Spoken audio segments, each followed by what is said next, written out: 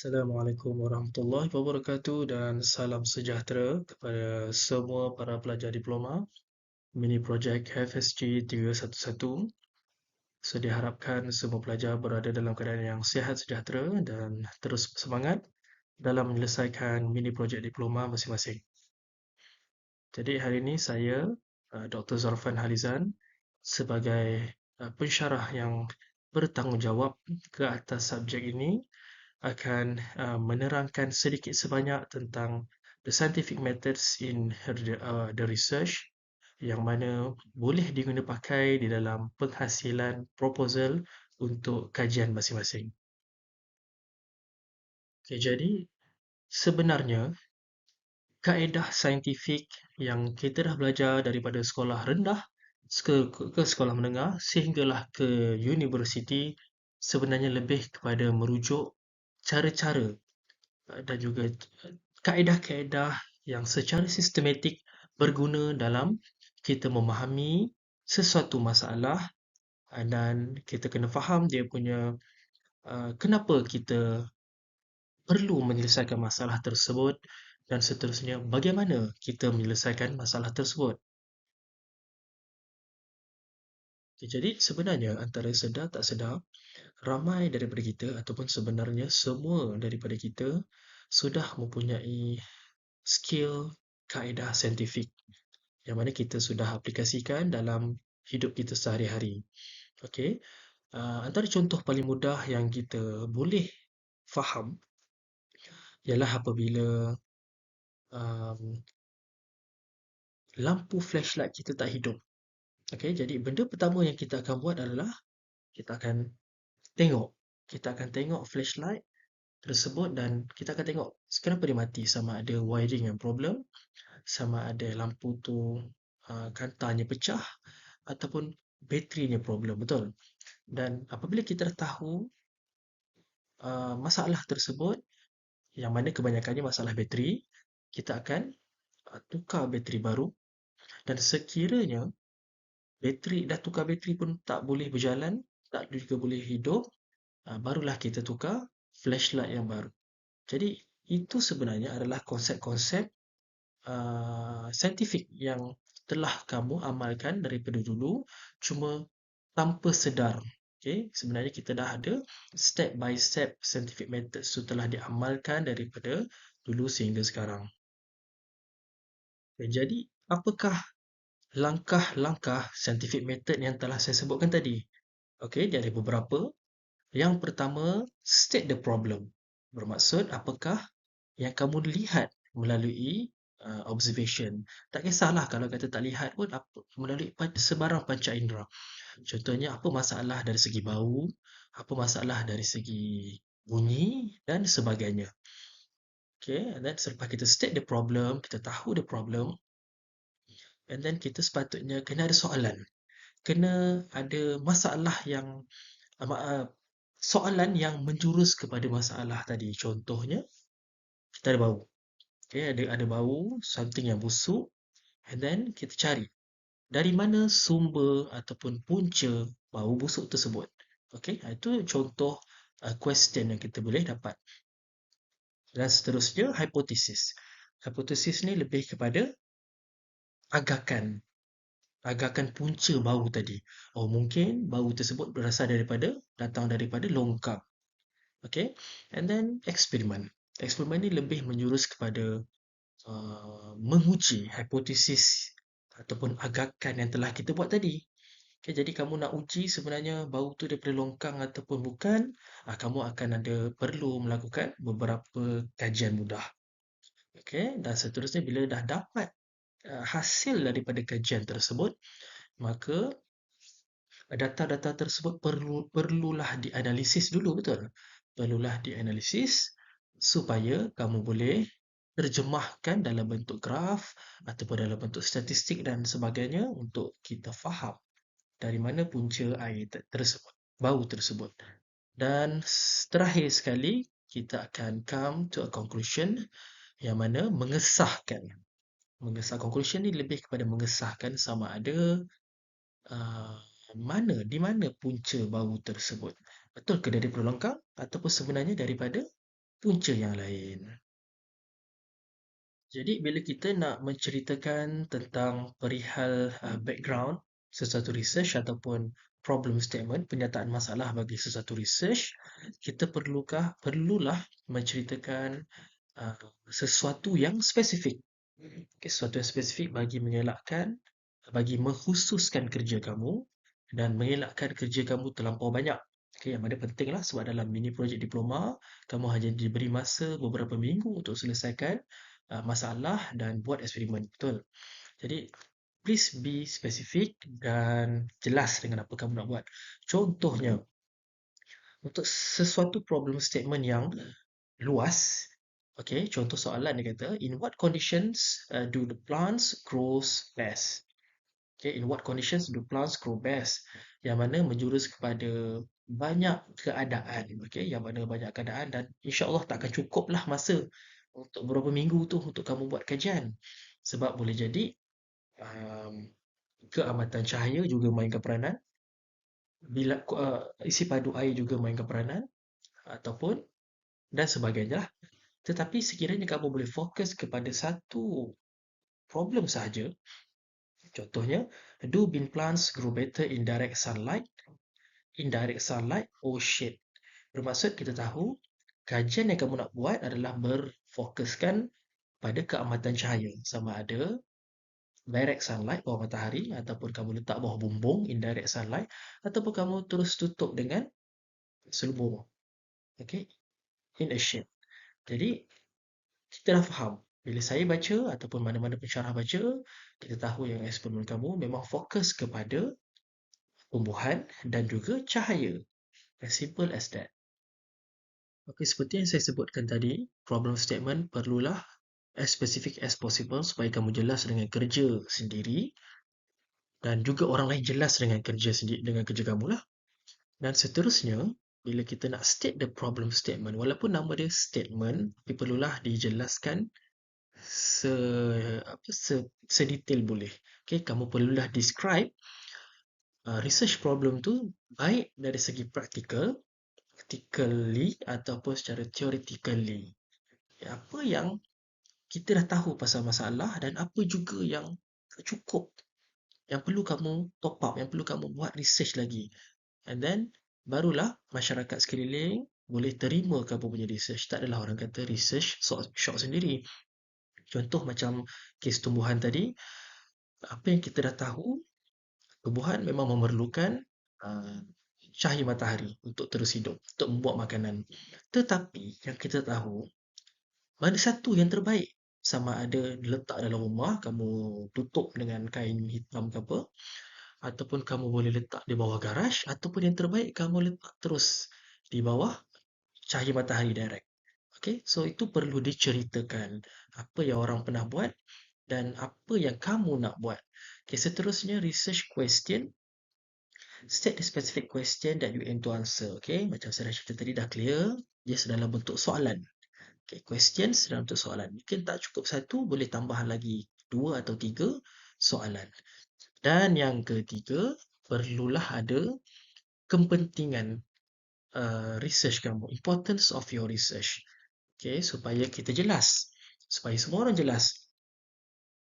Research ni, kajian kamu ni sebenarnya nak contribute kepada apa? Adakah kamu nak menyelesaikan masalah secara direct ataupun kamu nak menyelesaikan masalah tu untuk menyumbang kepada ilmu sains, sama ada contohnya macam kes bateri tadi, okay, kalau kamu tukar bateri, flashlight akan menyala. Itu something yang jelas, okay, something practical.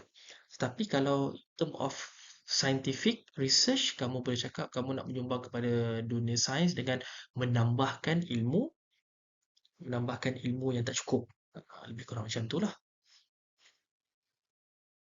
Bila kita dah jumpa masalah-masalah dan juga pernyataan masalah sebarang soalan yang kita nak keutarakan tadi, maka kita perlu ada step ataupun objektif untuk kita menyelesaikan masalah itu. Okay, so dalam research objektif, kita kenalah menceritakan dengan jelas apa kita nak buat. Contohnya, kita boleh letak 2 atau 3 objektif. Okay, 2 atau 3 objektif bermotifkan menyelesaikan masalah yang kita dah sebut tadi. Kita boleh gunakan perkataan identify, okey, untuk mengenal pasti, describe untuk menjelaskan, determine untuk menentukan dan juga to examine. To examine untuk mengkaji satu-satu. Okey, contohnya research objektif berkaitan dengan tumbuhan tadi, kamu boleh cakap untuk to identify the relationship between the location of the plant and its physical state. Okey, maknanya dia nak kaji antara lokasi tumbuhan itu diletakkan dan juga keadaan fizikal dia, sama ada dia segar ataupun kayu. Okey. Dalam kita menentukan research objektif, kita mestilah ada langkah SMART. Okay, SMART ni stand for specific, measurable, achievable, relevant dan juga time bound. Specific bermaksud khusus selagi boleh.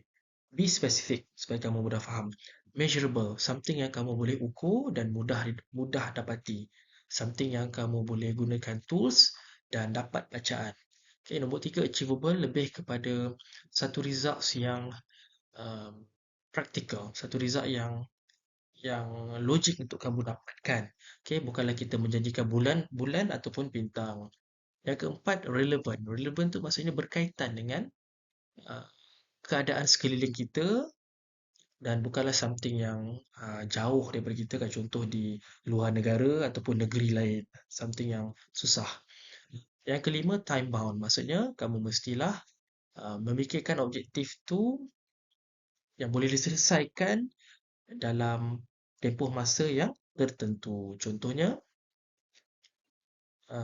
melibatkan biodiversity of algae community uh, from Kuala Selangor. So, the objective to identify the species of algae in the coastal area of Kuala Selangor ataupun to examine the species richness and species abundance in the algae community from Kuala Selangor. Okey, jadi lebih khusus, lebih spesifik. Okay, sekiranya kamu letak to establish the species diversity, to explore the species richness, dia akan jadi something yang meluas dan mungkin susah untuk kamu kejar masa dalam satu semester ni.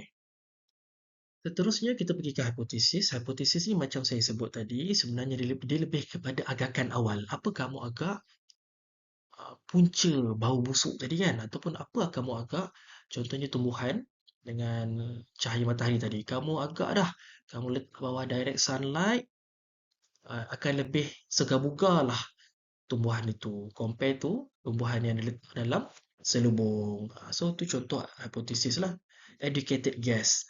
Dan dia bukanlah guess yang main suka-suka, dia berdasarkan ilmu yang kamu dah tahu. Alright, jadi apa pula akan jadi sekiranya hipotesis yang telah dibuat tu salah? Ada masalah. Itulah tujuan kita buat eksperimen. Sebab hipotesis hanyalah satu agakan awal. Dan sekiranya betul, agakan kita buat tak betul dan tak ada masalah, kita akan buat hipotesis kedua, iaitu kita akan buat conclusion. Itulah result ataupun um, alasan sebenar sesuatu benda itu terjadi. So, kalau hipotesis salah, tak ada masalah, teruskan eksperimen seperti biasa. Okay, bila kita nak buat eksperimen, seperti yang kita belajar sejak sekolah rendah, kita memerlukan pemboleh ubah, betul? Dan pemboleh ubah ni boleh dikategorikan dalam bentuk tiga jenis. Yang pertama, pemboleh ubah dimanipulasi. Yang kedua, pemboleh ubah bergerak balas. Dan yang ketiga, pemboleh ubah yang dimalarkan. So, pemboleh ubah dimanipulasi bermaksud pemboleh ubah yang kamu akan main, yang kamu akan ubahkan supaya kamu mendapat satu hasil yang berbeza. Okay? Dan manakala pemboleh ubah bergerak balas bermaksud hasil akibat tindakan kamu yang mengubah pemboleh ubah manipulasi tadi. Okay, contohnya dalam kes tumbuhan dan cahaya matahari tadi, pemboleh ubah dimanipulasi adalah lokasi tumbuhan tersebut diletakkan. Manakala pemboleh ubah bergerak balas adalah kesan, physical state ataupun keadaan fizikal tumbuhan tersebut. Sama ada dia akan segar bugar ataupun dia akan layu. Okay, dan yang ketiga, pemboleh ubah dimalarkan. Okay, bermaksud sesuatu yang kamu constant kan, kamu fix kan. Okay, dalam kes cahaya matahari dan tumbuhan tadi, mungkin boleh jadi saiz awal tumbuhan tersebut. Okay, bila saiz awal tumbuhan tersebut sama, baru kita boleh dapat uh, hasil yang lebih adil. Sama ada di bawah matahari akan menghasilkan tumbuhan yang lebih baik ataupun tidak. Di antara salah satu perkara yang paling penting dalam sesuatu kajian selain daripada eksperimen adalah literature review. Okay, literature review ni bermaksud kita akan uh, summarize, kita akan compare dan kita akan kritik hasil-hasil kerja daripada saintis-saintis yang sebelum ini. Okay? So, ada beberapa cara kita nak structurekan satu literature review itu. Okay, tetapi yang paling penting adalah kita mestilah mengutarakan, kita mestilah menceritakan serba sedikit tentang konsep-konsep utama, scientific teori dan juga kajian-kajian yang telah dilakukan oleh saintis-saintis yang terdahulu. Macam mana caranya? Macam saya tadi, kita compare kan, and then kita comparekan hasil kerja dan seterusnya kita datang dengan satu rumusan apa yang perlu kita buat. Okay? Dan seterusnya bila kita compare dan kita kritik hasil-hasil kerja saintis yang terdahulu, kita akan nampak akan ada gap dalam existing knowledge tu yang mana kita perlu isi dengan eksperimen kita sendiri. Okay? Okay, dan juga previous published studies are critically reviewed to identify the knowledge gaps of the study. Yang mana dalam literature review adalah dikehendaki ataupun diwajibkan untuk setiap kumpulan pelajar membaca, banyakkan membaca kajian-kajian yang berkaitan dengan kajian yang hendak kamu buat supaya kamu boleh faham basic konsep ataupun basic teori yang pernah orang utarakan dahulu dan seterusnya kamu boleh sambung kerja tu. Okay? Dan seterusnya bila kita dah jumpa masalah, kita dah jumpa basic konsep dan juga apa yang hasil-hasil kerja orang sebelum ni yang berkaitan, maka bolehlah kita construct ataupun merangka kajian kita sendiri. Jadi apa yang penting dalam bahagian method, okay, metodologi kajian adalah penting untuk kita list down, senaraikan segala bahan dan juga bahan-bahan yang diperlukan untuk membuat eksperimen yang dikehendaki. Okay?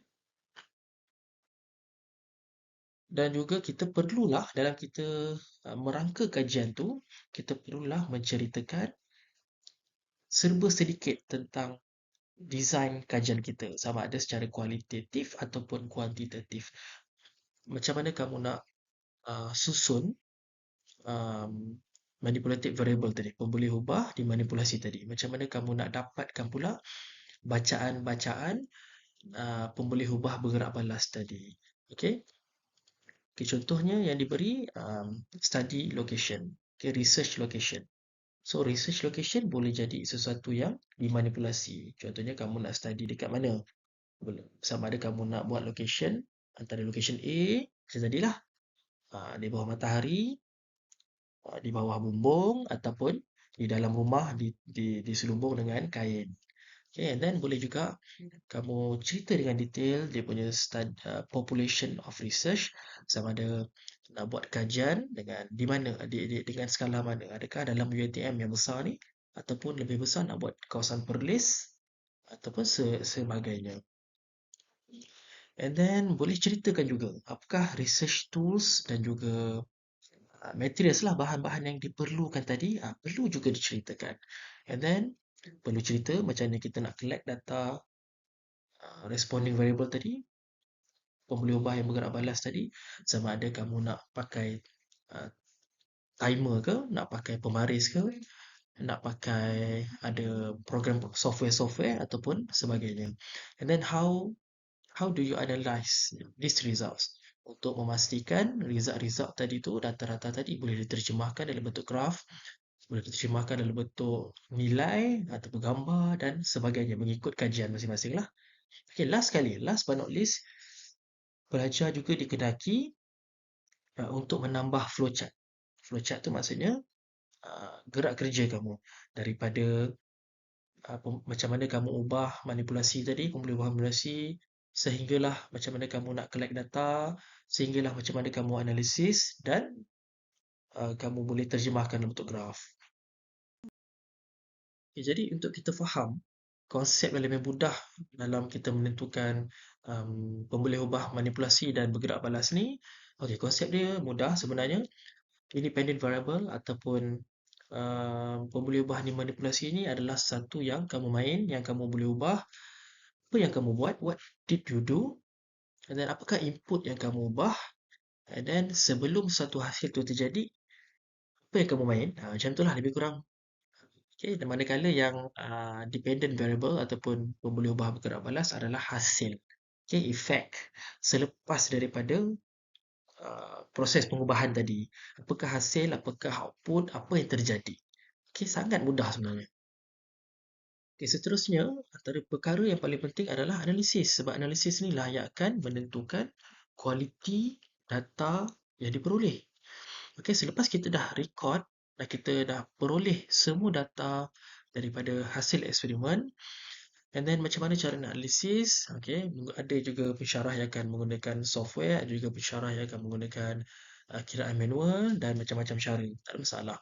Tetapi, data-data tersebut mestilah ditulis atau diterjemahkan dalam bentuk table, okay, dalam bentuk chart ataupun graf supaya data-data tersebut akan ataupun boleh diorganiskan secara teratur dan mudah difahami.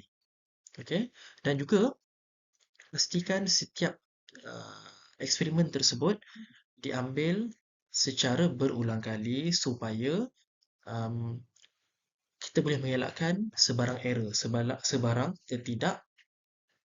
ketidakterpatan data. Okay? Dan juga yang terakhir, kita hendaklah mencari trend dalam result kamu, data dalam result kamu, supaya kita boleh kaitkan hubungan antara eksperimen, apa yang kamu dah ubah dan juga apa yang terjadi, manipulated dan juga responding variables. Okay, seterusnya, bila kita dah mendapatkan data daripada eksperimen, tibalah masa untuk kita buat conclusion, yang mana conclusion ni sebenarnya adalah comparison, perbandingan antara agakan awal, hipotesis yang kamu telah buat dan juga dengan hasil eksperimen yang telah dilakukan. Okay, sekiranya keputusan eksperimen membuktikan hipotesis kamu yang telah dibuat itu betul, then should be no problem.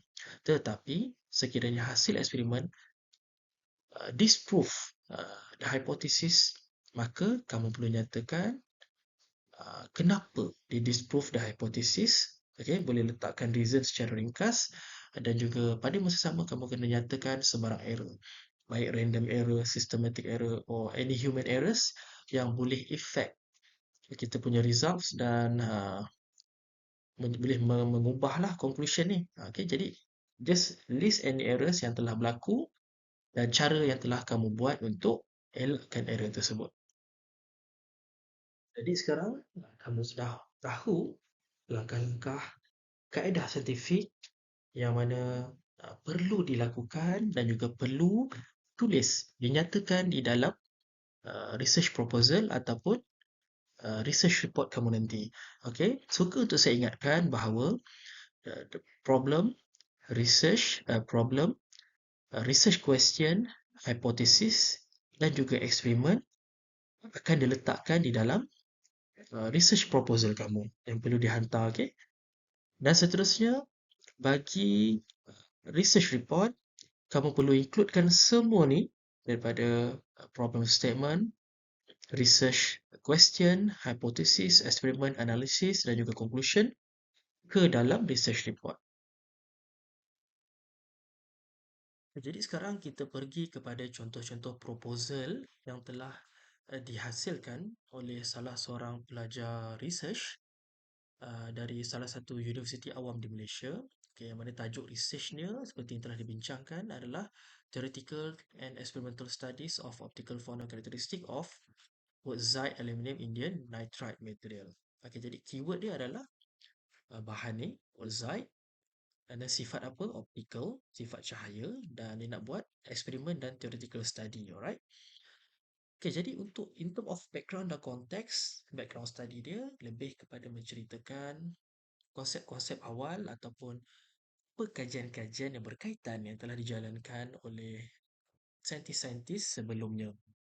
Jadi, keywords dia adalah Wurtzite ni, bahan tersebut, dan juga kamu boleh tengoklah dia akan menceritakan pasal band gap. Yang mana band gap ni sebahagian daripada sifat cahaya Wurtzite tersebut.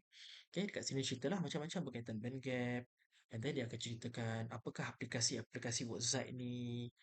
Okay, so semua tu kamu boleh includekan ke dalam background study. What is Wurtzite? And then apa sifat-sifat dia yang orang cari? And then in term of application dia, dia boleh dihasilkan, terjemahkan dalam bentuk apa? Is it sensor, is it solar cell or whatever. And then kita pergi kepada problem statement. Okay, problem statement kita akan dapati okay, daripada kajian-kajian tadi, kamu akan dapati um, terdapatnya apa?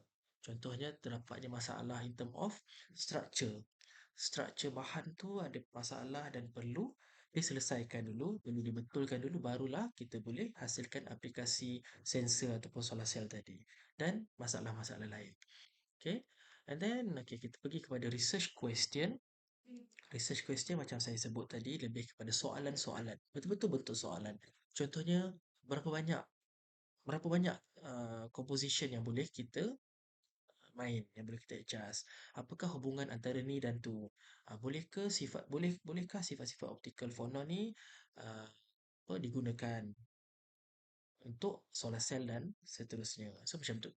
Dan significance of research selalunya boleh jadi secara apa? Signifikan secara teori ataupun signifikan secara praktikal. Okey, contoh secara teori lebih kepada understanding. Okey, saya highlightkan keywords dia. Understanding. So understanding konsep ni secara detail. Okay. So kamu boleh cerita ataupun secara praktikal untuk improving, untuk meningkatkan performance apa-apa. Ataupun untuk exploring aplikasi yang sesuai dengan bahan ni.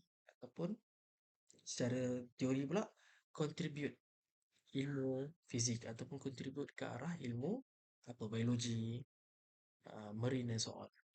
Okay. Jadi objektif selalunya kita buat yang spesifik, yang detail. Okay, contohnya to investigate the effect of la la la la. Okay, dan seterusnya to simulate dan juga to verify. Okay, dia bergantunglah kepada tajuk kamu sendiri. Saya bagi ni hanya contoh dan kamu boleh tengoklah berapa panjang sahaja tajuk, background study, problem statement, research question, significant research dan juga objektif dia. So, boleh muat dalam 2 pages atau 3 pages. Okay, tambah sikit lah untuk literature review.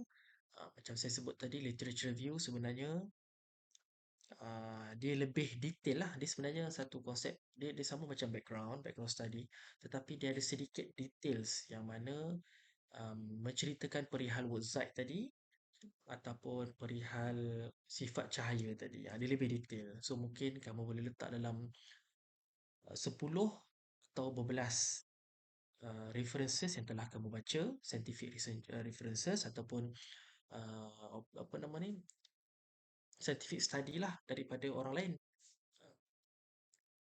Okay, and then dekat sini dia ada tulis there is still a lack of information, yang mana ni adalah satu research gap yang perlu kita study. And then kita ada contribution of the research to the country. Apa tu? Apa contribution dia? This research is very important and may contribute significant impact to the apa? Okay, to the bidang apa? Okay, and then in term of methodology, siapa yang perlu menyediakan sampel dan boleh ceritalah secara detail macam mana cara nak menyediakan sampel, and then apakah peralatan-peralatan yang perlu dipakai, dan juga lokasi yang eksperimen dibuat, bunyi cerita. Dan tadi kita ada cerita pasal flowchart. Flowchart ni lebih kepada macam ni lah. Kita boleh refer, ada sample preparation, dan macam mana kita nak experimental study, how do we conduct experimental study dan juga theoretical study, and then macam mana kita uh, analisis data, adakah perlu kita guna alat sekian sekian sekian, okay, dan seterusnya. So, last kali kita mestilah ada expected result. Expected result ni lebih kepada, okay, dia berbeza ya dengan significant contribution of research tadi. Contribution tu lebih kepada general. Tapi expected result ni dia lebih spesifik. Contohnya, kalau cerita pasal pokok dan matahari tadi, kamu expect result, dia macam hipotesis lah sebenarnya. Kamu expect result, uh, pokok akan lebih subur, lebih segar di bawah matahari compare to pokok yang berada di dalam rumah. As simple as that. Dan juga last but not least, references. Rasanya ramai dah tahu macam mana cara references. Dan insyaAllah nanti kita akan buat satu seminar bersama Pita Library, menceritakan macam mana cara nak gunakan software Mendeley yang digunakan untuk menyusun atur references yang telah digunakan. Okay, jadi itulah saja untuk hari ini. Yang mana saya telah menerangkan cara-cara ataupun kaedah-kaedah saintifik untuk kamu menyelesaikan mini projek FSG 311. Jadi good luck kepada semua dan teruskan berusaha sehingga menyelesaikan scientific report. Chayok.